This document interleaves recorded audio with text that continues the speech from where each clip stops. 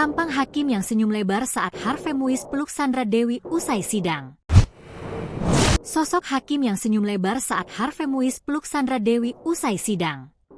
Adapun sosok hakim itu kini menjadi sorotan. Hal itu lantaran ia tampak senyum lebar saat Harvey Muiz peluk Sandra Dewi usai vonis hukuman dibacakan.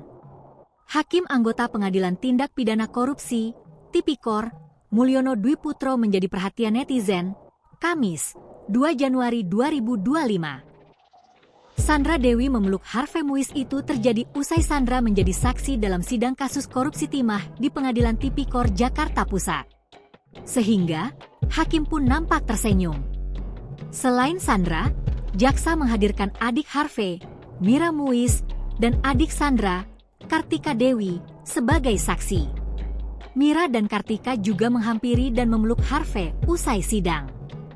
Harvey Muiz telah divonis penjara 6 tahun 6 bulan dalam kasus korupsi tata kelola timah yang merugikan negara hingga 300 triliun rupiah.